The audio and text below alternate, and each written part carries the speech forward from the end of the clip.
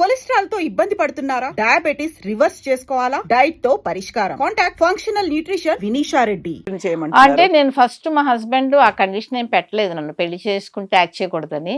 But కాకపోతే నేను ఇండియాలో లేను, అందుకోసం నేను సింగపూర్ వెళ్ళిపోయాను మ్యారేజ్ అయిన తర్వాత. అక్కడికి వెళ్ళిన తర్వాత తమిళ ప్రాజెక్టులు వస్తే చేశా.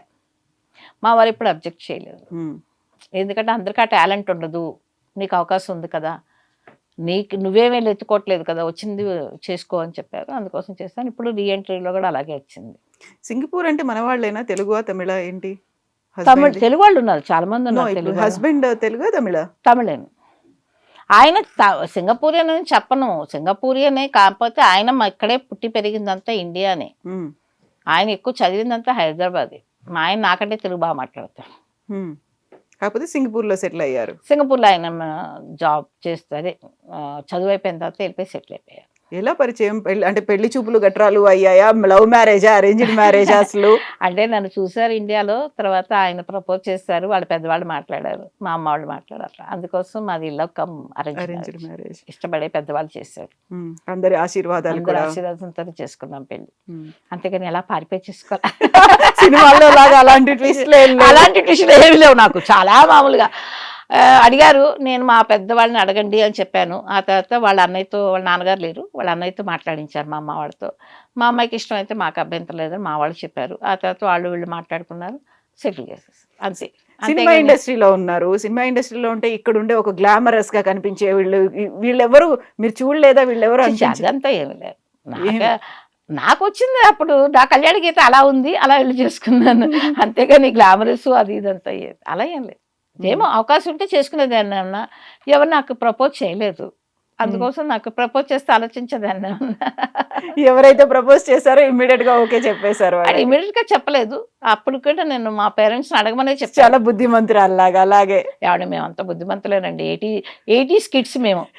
అందరూ అంటారు మీరంతా 1980 కిడ్స్, మీరు బ్రహ్మాండమైన గోల్డెన్ పీరియడ్ లో ఉండొచ్చారు. ఇప్పుడు కంటే అది అంతా చాలా మంది చెప్పే మాటలు అవి. మీరున్నదంతా స్వర్ణయుగం అంట, మాది 80s. అప్పుడు సినిమాలు, అప్పుడు డైరెక్టర్స్, అప్పుడు ఆడియన్స్ అంతా స్వర్ణయుగంలో ఉండొచ్చారు, మీకేంటి అసలు అంటారు. నిజమే, అది మాత్రం. ఎన్నెన్ని సినిమాలండి, ఎన్నెన్ని భాషలు, ఎన్నెన్ని సినిమాలు చేసేవాళ్ళు. అసలు ఒక రోజు ఖాళీగా ఉండేది కాదు. అలానే మాకు ఎప్పుడు ఫ్రస్ట్రేషన్ కూడా వచ్చేది కాదు. ఎందుకంటే ఒకే రోజు 3 షూటింగ్ చేసేవాళ్ళం, 3 లాంగ్వేజ్లు. పొద్దున్న నుంచి మధ్యాహ్నం వరకు తెలుగు సినిమా చేస్తే మధ్యాహ్నం నుంచి 6 o'clock కాల్ షీట్ వచ్చి తమిళ్ చేస్తే అక్కడి నుంచి నైట్ మలయాళం సినిమా చేసేవాళ్ళు. 3 చెన్నైలోనే షూటింగ్లు. అప్పుడు చెన్నైలో ఎక్కువ మలయాళం సినిమాలు కూడా చేసేవాళ్ళు. దాంతో అక్కడికి వెళ్ళి చేసేవాళ్ళు. ఒక సాంగ్ ఒక నైట్ చేసేవాళ్ళు, ఫుల్ సెట్లో ఒక సాంగ్ అయిపోయేది ఒక నైట్లోనే. మమ్మూటి గారు నేను చేసిన ఒక సాంగ్ నాకు ఇప్పటికే గుర్తు బాగా. అలాంటివన్నీ అలా హార్డ్ వర్క్ చేసిన రోజు కూడా ఏమీ అనిపించేది కాదు, జాలీగా చేసేవాళ్ళం. ఇప్పుడు 1980s 90s లో సినిమాలు అంటే రీయూనియన్లు అవుతూ ఉంటాయి కదా, అక్కడ ఎందుకు రాజలక్ష్మి గారు కనిపించరు? నన్ను ఎవరు పిలవలేదు ఇప్పటిదాకా. ఆ రీయూనియన్కి నన్ను ఎవరు పిలవలేదు, ఇప్పటి వరకు ఎవరు పిలవలేదు. ఏ ఒక్కదానికి కూడా మీరు అటెండ్ అవ్వలేదు? నన్ను పిలిస్తే కదా వెళ్తాను, ఇందాకే చెప్పాను కదా మీకు, నన్ను పిలవలేదు ఎవరు. నన్ను అడిగారు కొంతమంది, ఎందుకని వెళ్ళలేదు. ఏమో నేను 80 ఆర్టిస్ట్ని కాదేమన్నా, 70s ఆర్టిస్ట్ని ఏమన్నా మరి వాళ్ళ దృష్టిలో, తెలియదు. నో కాంట్రవర్సీ, ఎందుకంటే మేబీ వాళ్ళు కనిపించిందో లేదో ఏంటో తెలియదు. బట్ అందరూ నా ఫ్రెండ్సే, ఇప్పుడు అక్కడ ఉన్న వాళ్ళందరూ నాకు తెలిసిన వాళ్ళు అందరూ నా ఫ్రెండ్సే. అన్ని భాషల్లో చేశారు. ఇప్పుడు ఎవరైతే రీయూనియన్కి అటెండ్ అవుతున్న వాళ్ళు ఉన్నారో అందరూ అన్ని భాషల నుంచి ఉన్నారు. రాజలక్ష్మి గారు కూడా అన్ని భాషల్లో చేసిన వాళ్ళే.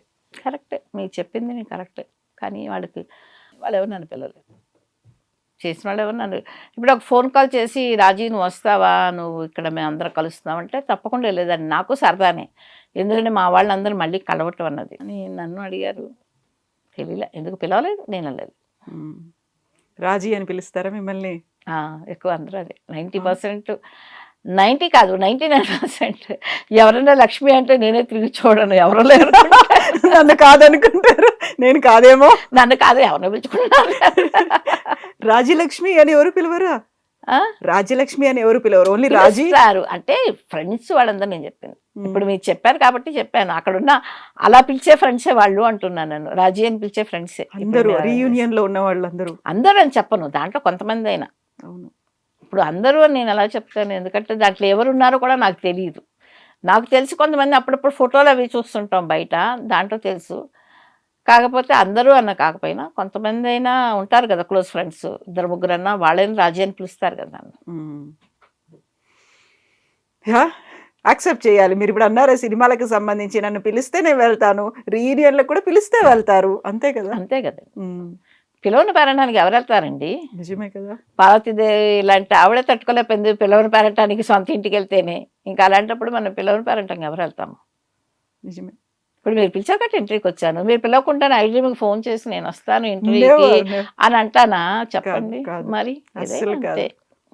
మేమేంటంటే మీరున్నారు, మీ గురించి మాట్లాడుకోవాలి, చాలా వినాలి, చాలా కాలం అయింది అని అనిపించింది. అందుకే చాలా రోజుల నుంచి ట్రై చేస్తూ వచ్చి మళ్ళీ ఫైనల్ గా ఈ రోజు మళ్ళీ మీరు ఈ రోజు వస్తున్నారు అని విఘ్నేష్ చెప్పిన వెంటనే మళ్ళీ గట్టిగా పట్టుకొని మళ్ళీ శంకరాభరణాన్ని మళ్ళీ ఒకసారి చూసి ఆ మెమరీస్ అన్ని మళ్ళీ గుర్తు చేసుకోవాలి అని అనిపించి అలా కంటిన్యూ చేస్తాం అన్నట్టు. మేము ఇప్పుడు రాజలక్ష్మి గారికి 2 అబ్బాయిలు. అవును. సరే, మీరంటే ఓకే, అమ్మ ప్రోద్బలంతో మీరు ఈ సినిమాల్లోకి వచ్చారు. మీ అబ్బాయి కూడా సినిమాల్లో చేశాడు, హీరోగా చేశారు. మీ ప్రోద్బలం ఉందా? నా ప్రోద్బలం కాదండి, మా ఇద్దరిది కాదు.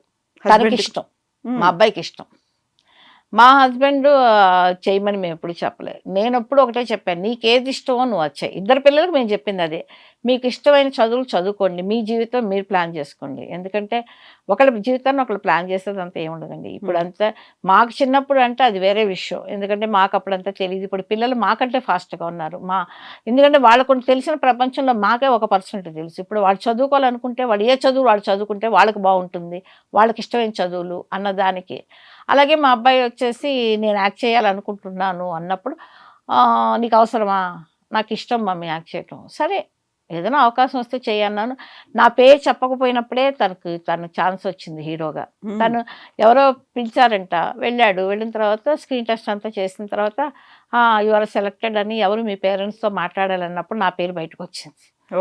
డైరెక్టర్, మీ అబ్బాయిని తెలియదు మేడం అన్నాడు. మా అబ్బాయిని చెప్పుకోలేదు వాడు, తన స్వతంత్రంగా ట్రై చేశాడు, దొరికింది తన టాలెంట్.